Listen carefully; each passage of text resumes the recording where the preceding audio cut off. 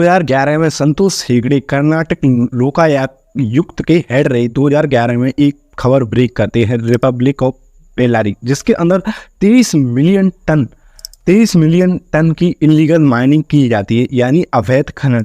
Reddy brothers from Karnataka, the Supreme Court today ordered mining to stop at their mines in Andhra Pradesh. Reddy brothers can go ahead with the mining. Three Reddy brothers are ministers in Karnataka.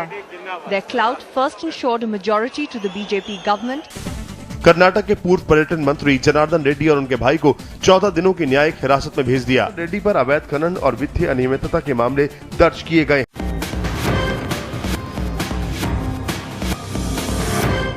जिसमें लोगों की खदानों से लोगों के अयस्कों को खोद करके दूसरे देशों में बेच दिया जाता है, वो भी अवैध तरीके से, जिससे कर्नाटका राज्य सरकार को 16,085 करोड़ रुपए का चूना लगता है, यानी कि घाटा जाता है। और ये भी कच्चा लोहे की अयस्क जो बेचा गया था वो चाइना को एक्सपोर्ट किया गया था इलीगली।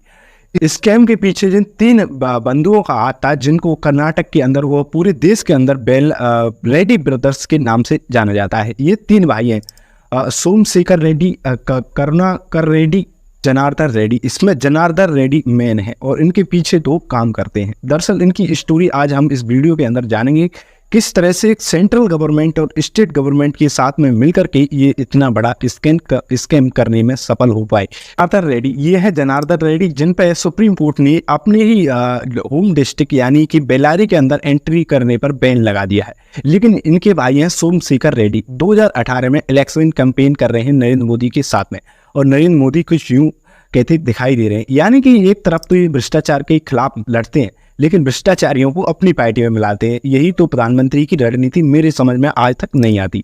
इसमें स्टोरी की शुरुआत करने से पहले एक कंसेप्ट को समझ करके लाते हैं। जब भी कोई इलीगल माइनिंग की जाती है, किसी भी क्षेत्र से माइनिंग की जाती है, तो वहाँ पे उस धातु को निकाल करके उसको फैक्ट्री के अंदर उसको सेपरेट किया जाता है, और उसमें से जो भी सैंड ड्यून्स हैं उसके अंदर मिलावटें चीज़ों उनको बाहर किया जाता है, और मेनली प्रोडक्ट को बाहर, यूजफुल प्रोडक्ट को बाहर निकाल लिया जाता है। ऐसा ही कर्नाटका के अंदर होने के लिए होने वाला था। यहाँ पर कर्नाटका सील्ड के अंदर काफ़ी सारे लोगों की खदानें हैं, यानी कि आयरन की खदानें पाई गई थी माइनिंग करने के लिए, जिनको सेंट्रल गवर्नमेंट और स्टेट गवर्नमेंट काफ़ी सारा पैसा कमा सकती थी। ऐसे ही मॉडल पर जब यूपीए की केंद्र में सरकार थी, उन्होंने कर्नाटका गवर्नमेंट को एक ऑर्डर दिया कि आप अपने यहाँ पे माइनिंग करवाइए और एक स्टील का प्लांट लगाइए, जिससे लोग वहाँ के लोगों को रोजगार भी मिलेगा और राज्य के पास में पैसा भी आएगा, जिससे डेवलपमेंट राज्य के अंदर काफ़ी बड़े लेवल पे किया जा सकता है।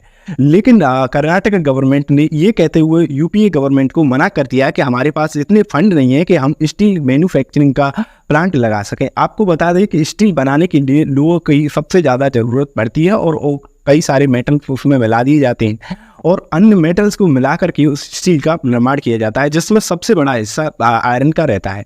ये मना करने पर यूपीए गवर्नमेंट ने उनको ये एग्रीमेंट दे दिया, उनको ये अनुमति दे दी सेंट्रल गवर्नमेंट ने कि आप जब तक कच्चे जो आयरन ओर से माइनिंग है उस लोगों की माइनिंग करके उसको दूसरे देशों में एक्सपोर्ट कर दीजिए, बाद में इतना पैसा एक्सपोर्ट करके आ जाएगा आपके पास में कि आप इस स्टील प्लांट यहाँ पे लगा सकते हैं। यानी कि एक एग्जांपल से समझेंगे कि एक्सपोर्ट ये करती थी 10 टन, और उस रिकॉर्ड्स के अंदर दिखाते थे 1 टन ही एक्सपोर्ट हो पाया है। ये इतना पैसा स्टेट गवर्नमेंट के पास में कभी नहीं हो पाया कि वो स्टील प्लांट यहाँ पे लगा सकें। इसके पीछे सबसे बड़ा कारण था वो थी अवैध माइनिंग, इलीगल खनिंग। अब हम एक डेवलप्ड कंट्री और डेवलपिंग कंट्री की सोच के बीच में क्या डिफरेंस होता है, इस चीज़ को समझने की कोशिश करेंगे। प्रकार का जो लोहे के भंडार हैं वो भारत में पाए जाते हैं, वैसे ही कनाडा के अंदर मिलते हैं। कनाडा की गवर्नमेंट ने इस चीज़ का फायदा उठाते हुए जो वहाँ के पोलर रीजन पर लोकेटेड है, वहाँ पे इतनी बर्फ़ पड़ती है, 9 से 10 महीने वहाँ पे सूरज ही नहीं निकलता है वो, लेकिन वहाँ पे सबसे ज़्यादा आयरन पाया जाता है। इसीलिए उन्होंने सेंट लॉरेंस रिवर के जरिए उस आयरन की ओर को एक्सपोर्ट किया, और अपनी कनाडा के अंदर 3-4 बड़ी बड़ी सिटी, ओटावा, टोरंटो के अंदर स्टील मैन्युफैक्चरिंग प्लांट लगाए, जिससे लोगों को काफ़ी बड़ा रोजगार मिला और उनको मोटी कमाई होती है। यानी कि लोहे को वो मैन्युफैक्चरिंग करके उसको प्रोसेसिंग करके स्टील बना देते हैं और फिर जाकर के दूसरे देशों में बेचते हैं, न कि सीधे लोहे को ही कच्चे माल के रूप में बेच देते हैं। दरअसल इससे काफ़ी बड़ा मोटा पैसा कमाता है कनाडा। लेकिन इंडिया के अंदर कच्चे माल को ही बेच दिया जाता है, यानी कि लोहे को ही हम बेच देते हैं दूसरे देशों में, जापान, चाइना को, और वहीं से दूसरे देशों से हम स्टील अपने देश में इंपोर्ट करते हैं, यानी कि उनसे स्टील खरीद के लाते हैं और कच्चा माल उनको बेच के आते हैं, लेकिन खुद स्टील नहीं बना सकते। इसी गवर्नमेंट ने जब आदेश दिए थे तो इसमें इलीगल अवैध खनन होने लगा। इसके पीछे रेड्डी ब्रदर्स लाइमलाइट में आते हैं 1999 में, जब कांग्रेस में पहली बार एंट्री होती है सोनिया गांधी की। सोनिया गांधी दरअसल 2 जगह से लोकसभा की सीट्स के लिए चुनाव लड़ती है, उनमें से एक अमेठी उत्तर प्रदेश के अंदर और बेल्लारी कर्नाटका के अंदर। और बीजेपी गवर्नमेंट ने अपोजिशन में उनके खिलाफ में सुषमा स्वराज को खड़ा किया था बेल्लारी कर्नाटका के अंदर से। बेल्लारी के अंदर पहली बार में जनार्दन रेड्डी उनको सपोर्ट करते हैं, सुषमा स्वराज के लिए उनके लिए प्रचार करते हैं, उनके लिए काफ़ी बड़े आर्म्स और मसल्स पावर का यूज करते हैं, लेकिन फिर भी सुषमा स्वराज चुनाव हार जाती है। 2006 में बीजेपी की ऑफिशियली टिकट पर जनार्दन रेड्डी की एंट्री होती है। दरअसल 2006 में एमएलसी बन के कर्नाटका असेंबली के विधान परिषद के अंदर उनको सदस्य बना दिया जाता है। तो 2008 में के अंदर असेंबली इलेक्शंस होते हैं, जिसके अंदर 224 सीट थी कर्नाटक के अंदर। पूरी विधानसभा के अंदर किसी भी पार्टी को सरकार बनाने के लिए 113 सीट की आवश्यकता पड़ती है, लेकिन कांग्रेस बीजेपी भारतीय जनता पार्टी को वहाँ पे 110 सीट मिल जाती है, यानी कि बहुमत से करीब 3 सीट कम रह जाती है, जिसकी वजह से भारतीय जनता पार्टी वहाँ पर सरकार नहीं बना पाती। दरअसल ऐसा माना जाता है कि जनार्दन रेड्डी ने सबसे बड़ा अहम रोल निभाया, उन ऐसे विधायकों को इस्तीफा दिलवाया, 3 कांग्रेस के और 2 जेडीएस के। उन्होंने अपनी सीट से विधायक होते हुए भी अपनी सीट से इस्तीफा दे दिया। वहाँ पे दोबारा से इलेक्शंस होते हैं और वो फिर दोबारा से भारतीय जनता पार्टी पूर्ण बहुमत साबित करने में सफल हो जाती है। इसके पीछे सबसे बड़ा हाथ माना जाता था वो था जनार्दन रेड्डी का। दरअसल 2008 में ही श्री कालाहस्ती मंदिर के अंदर 800 हीरो से जुड़ा वो गोल्डन साड़ी ये ऑफर करते हैं, मंदिर के अंदर दान कर देते हैं। इतनी बड़ी संपत्ति हो चुकी थी 2008 के अंदर।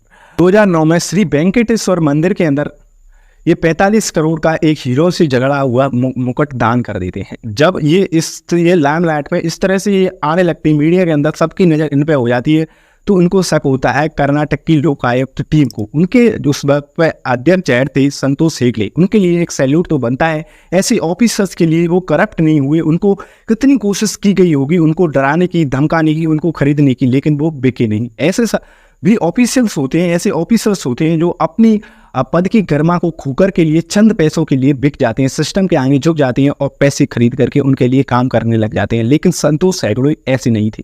उन्होंने इनकी 2011 में ये पुल खोल दी। 2011 में उन्होंने 23 मिलियन टन का एक अनुमान लगाया कि इतनी अवैध इलीगल माइनिंग की गई है बेल्लारी के कई माइनिंग एरिया से लोहे को, जिसको कर्नाटक के पोर्ट से दूसरे राज्यों चीन और जापान जैसे देशों में एक्सपोर्ट कर दिया गया है, यानी कि उनके लिए निर्यात कर दिया गया है। दरअसल 2009 में ही YSR रेड्डी आंध्र प्रदेश के अंदर मुख्यमंत्री हुआ करते थे। आंध्र प्रदेश के अंदर भी एक डिस्ट्रिक्ट था, उससे लोकेटेड एरिया बॉर्डर पर ये बेल्लारी डिस्ट्रिक्ट है, वहाँ से ये पूरे रूप में आंध्र प्रदेश और कर्नाटक के अंदर रेड्डी ब्रदर्स का पूरा दबदबा था। YSR रेड्डी के साथ में मिलकर के हुई उनके कई सारे स्कैम होने लग रही थी, लेकिन 2009 में YSR रेड्डी की मृत्यु हो जाती है प्लेन क्रैश के अंदर। इसके बाद में इनकी पोल खुलना शुरू हो जाती है।